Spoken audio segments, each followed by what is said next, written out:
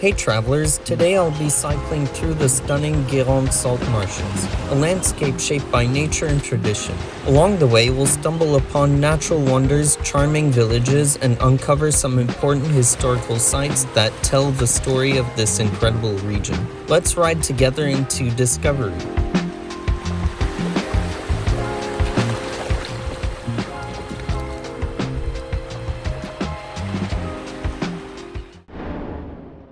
We will be in the air approximately 2 hours. Only bad news is that there's gonna be a little bit of rain, I feel. But yeah, wish me luck. Let's make it to the shuttle. I hope they don't cancel it because of the rain, but we'll see. If they do, then I'll just bike the other way around. Welcome, travelers, to part 2 of cycling through France's Shimmering salt flats. If you haven't seen part 1 yet, make sure to check it out and show it some love. It really helps the journey continue. When we last left off, I was cycling towards the shuttle that crosses the inlet. Unfortunately, by the time I arrived, the boat had already departed Pen-Bron, but sometimes a missed connection reveals something just as special. For now, I can show you this jetty stretching out into the ocean, offering sweeping views of the harbor of Le Croisic, the inlet itself, and the open gateway to the Atlantic. There's also a charming beach nearby, adding to the quiet, picturesque beauty of southern Brittany.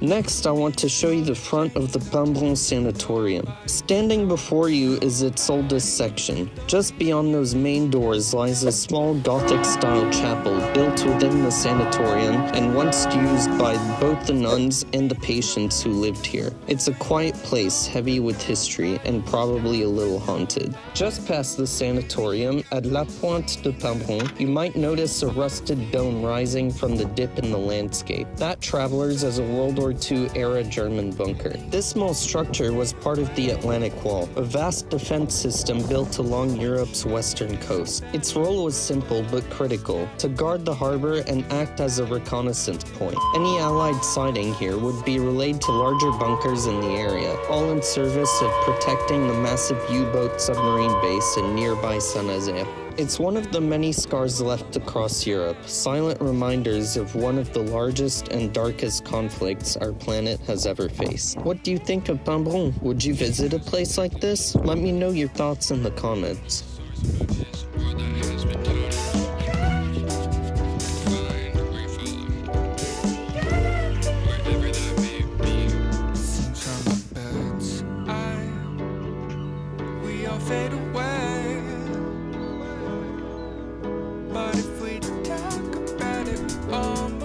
Luckily, the rain had held off, the shuttle was still running, and I made it aboard. The Galley Pétant takes you across the inlet entrance for about €1. And yes, bicycles are welcome. It's an incredible deal. If you're ever in Le Croisic or Pen-Bron and want an easy, affordable way to cross between the two, I can't recommend it enough. As the boat glides across the water, I take in the ocean views and the surrounding coastline. I snack along the way, fueling up for the next leg of the journey.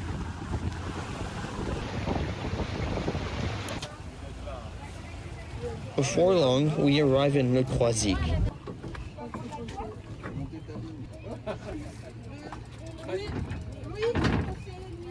I grab my bike and head towards a hilltop park just a few meters away from the docks. On France's rugged Atlantic coast lies Le Croisic, a small harbor town shaped by the sea. Since the Middle Ages, this natural port has been a vital gateway to the Atlantic. Its early wealth came from salt harvested in the nearby marshes of Guérande and shipped across Europe. By the 14th century, Le Croisic was one of Brittany's most important trading ports, alive with fishermen, merchants, and sailors bound for distant shores. The harbor once rang with sounds of wooden ships and busy docks, but as wars, silting, and changing trade routes reshaped the coast, Le Croisic's influence faded, though its connection to the sea never did. In the 19th century, the arrival of the railway brought new life. Artists and travelers were drawn to the town's wild coastline and timeless charm, and the harbor evolved from a place of hard labor into one of culture and calm. Today, fishing boats and sailboats share these waters, years. The harbor stands as a quiet witness to centuries of trade, adventure, and resilience, still waiting at the edge of the Atlantic, guided by the rhythm of the tides.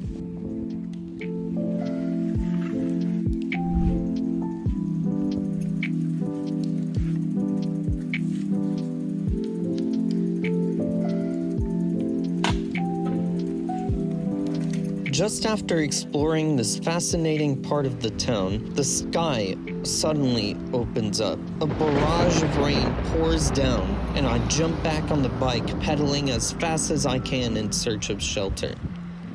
So we made it to Le Croisic. It started raining, so I'm soaking wet. So that's not fun, but we're in the medieval center. It's really, really quaint and pretty. Yeah, I mean, it's the harbor town. Well, it's one of them.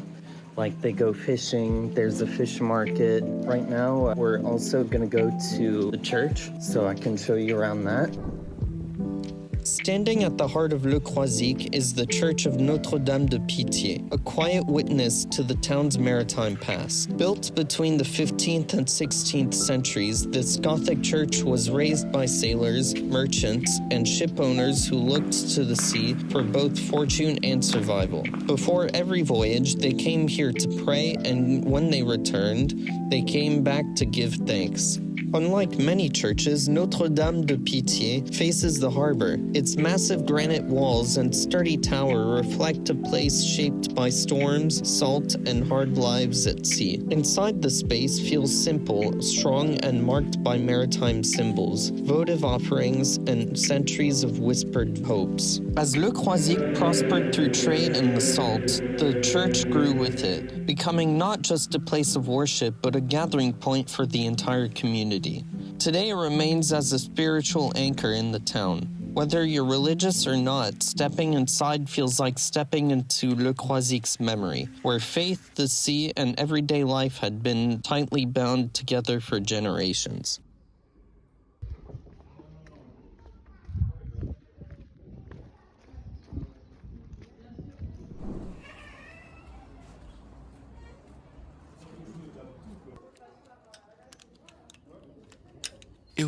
After hunkering down inside the church, the heavy rain slowly eases into the gentle drizzle. I step back outside and make my way towards the next stop. The next place I want to show you travelers is a small, almost magical forest just outside the center of Le Croisic. So we made it to the park, La Forêt de Penn-Avel. Yeah, we're gonna go through there. Then we have the bike parked up here, so it's gonna be fun. Let's go. Wow, guys, honestly, this is just a superb forest. I just love how the trees are making an arch, and they're all kind of like crooked, interesting looking. One doesn't look different from the other. Guys, I found a clearing. Yo, it's so crazy.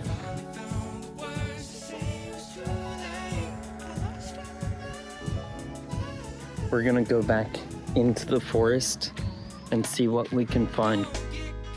Just beyond the harbor and the stone streets of Le Croisic lies a quieter world, the forest of Penn-Avel. This woodland marks the edge of the peninsula, where land slowly gives way to the sea. For centuries, it has stood as a natural shelter, shaped by Atlantic winds and salty air. Twisted trees, sandy soil, and low undergrowth tell the story of a forest that has learned to survive in a harsh coastal environment. Long ago, these woods were part of everyday life. Fishermen, salt workers, and locals passed through here for firewood, shelter, and moments of calm away from the port. It was a place of paths rather than roads, a space between work, nature, and reflection. Today, walkers and cyclists come here to slow down. It's a reminder that Le Croisic is more than a harbor town. It's a meeting point between sea, stone, and the forest. And here, among wind-shaped trees and quiet trails, the peninsula seems to breathe a little easier. What do you think of this charming harbor town? Would you live here? Let me know in the comments down below. So after snacking and the break, we gotta go to the next place, but where I'm taking you will be a surprise.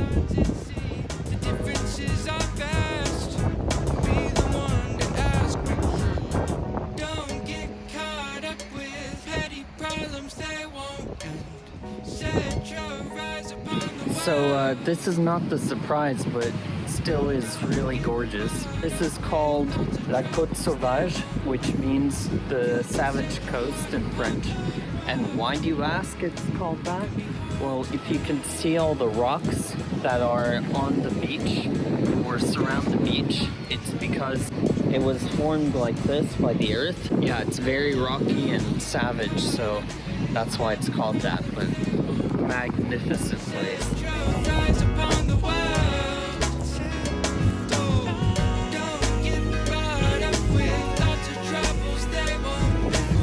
So we made it to La Plage Saint-Michel, which is part of Bas-sur-Mer, which is a little village as well. I don't think we can go see the center because my phone is at 6%, but this is what you can get for now. And yeah, let's keep moving.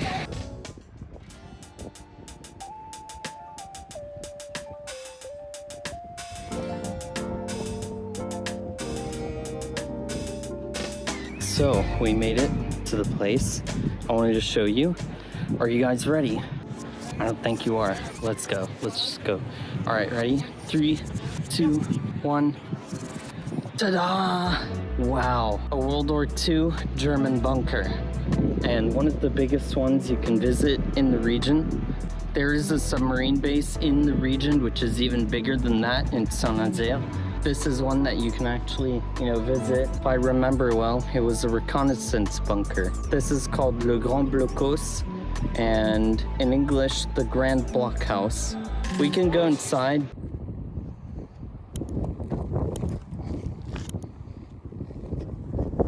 Yo, mountain goat skills are going crazy. Oh my god. Ah! Oh, let's go then.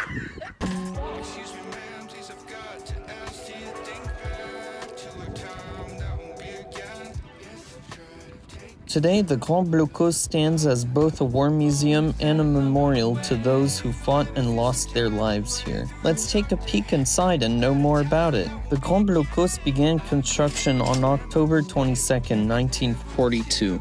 And was completed on February 8, 1943. The bunker has 4 visitable floors, so let me walk you through highlights from my last visit. On the ground floor, you'll find detailed scenes brought to life with mannequins showing daily life and key local historical moments. Detailed cases hold original, restored World War II equipment, weapons, uniforms, helmets, and ammunition from the German Army, the French Resistance, the US military, and British forces. There are also maps showing German bunker positions, Allied siege fronts, and even the massive railgun once stationed nearby, along with photos of how the bunker and surrounding area were camouflaged. Heading up, the observation decks offer incredible views. The lower deck gives a 180-degree view over the ocean and the Bas-sur-Mer coastline, complete with original Kriegsmarine special binoculars. The top deck opens up to a full 360-degree view of the sea, La Baule, Bas-sur-Mer, and the salt marshes, along with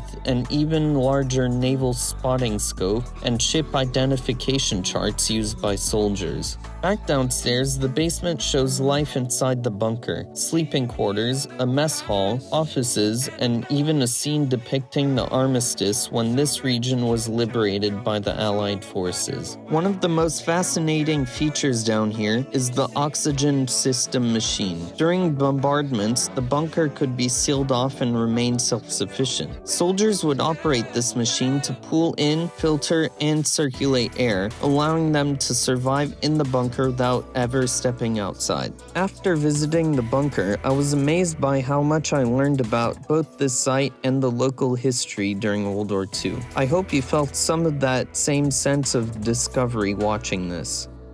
And maybe one day you'll get the chance to visit Bas-sur-Mer and experience this incredible piece of history for yourself. Now it's time to hop back on the bike and head home.